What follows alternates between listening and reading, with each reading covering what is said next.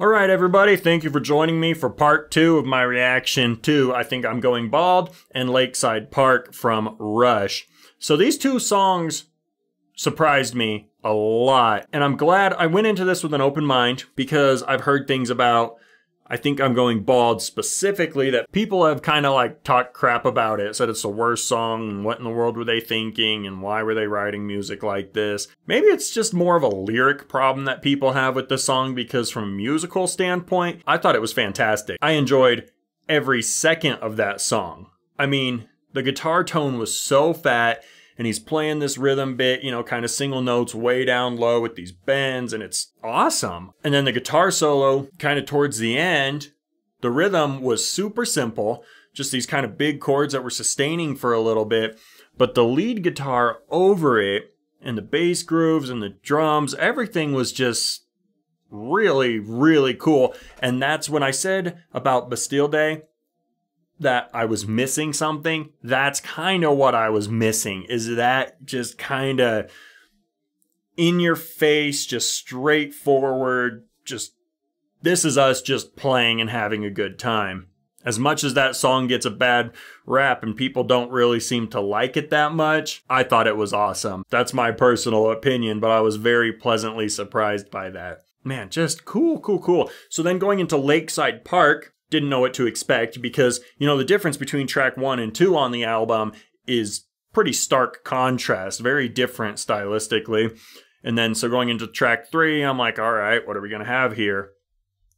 And again, a totally different approach and style. You know, the song's more like about reminiscing and stuff, so it kind of has that melodic feel to it, that kind of soulful, just kind of calm, soothing, just relaxing. I don't know, there's just something about it that just makes you feel good. And the guitar tone, my goodness, I cannot believe the beauty of the tone on Alex's rhythm guitar, because the chords were just, and they chimed. They were so beautiful and they chimed and the layers were there and the drums were very, very soft and unobtrusive in certain places. But then when they needed to, they were everything they needed to be. They were big, they were full, they were technical. I think when I started listening to Rush a little bit, I was very conscious of Geddy Lee's voice. But listening to it now, maybe it's just because I've come to expect it, but I don't notice it in any sort of way other than it's there. To me, it's like, I don't know, I don't even think about it anymore. Like, man, that voice is kind of high. That has a certain, you know, flow to it, and the cadence of his singing, there's a certain thing. I notice it, but it's in an appreciative way, not in a kind of like, oh, that's kind of different. It's, I can just sit here and just enjoy the band. Dad, you know what this is?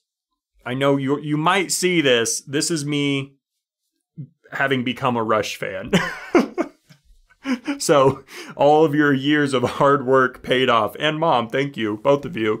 Man, these two songs I thoroughly enjoyed. And this is probably a very unpopular opinion, but I liked the second and third tracks more than the first track. Now that's just personal taste, guys. I said it in the last video that my personal taste isn't always going to line up with your personal taste. I want to touch on one more thing here, because in part 1, I said that I Think I'm Going Bald sounds kind of simple, but there was a lot of complexities going on with the timing and the way they played stuff. They never just play right on the beat. You know, it's easy for bands to just go 1, 2, 3, 4, 1, 2, and do these things.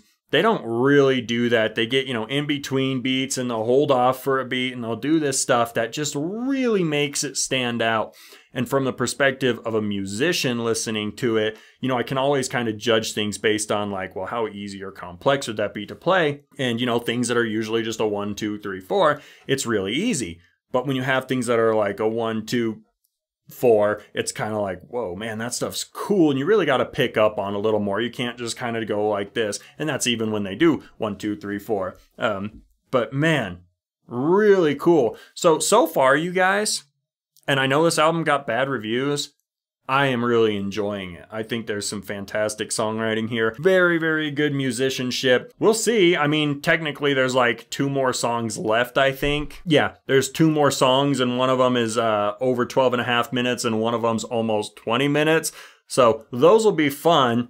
I'm really looking forward to those. You guys have been requesting those, but I'm like, man, I'm getting there. I'm just working my way up. I didn't want to go out of sequence for them. So we'll finally be getting to those, and that should be a lot of fun. I'm really enjoying this so far. 3 songs down, 2 to go, but we're only like 12 minutes in. We've got 35 to go or something like that. So this is going to be fun, you guys. I hope I will see you for those videos. Go ahead and subscribe and hit the little bell. And please comment below. Let me know what you think of these songs. Let me know if my opinion really is that out there, or if maybe the haters are just speaking a little bit louder than the majority and you guys really do enjoy these songs. Let me know your opinion because I want to hear it. Thank you so much for watching. I will be seeing you guys later.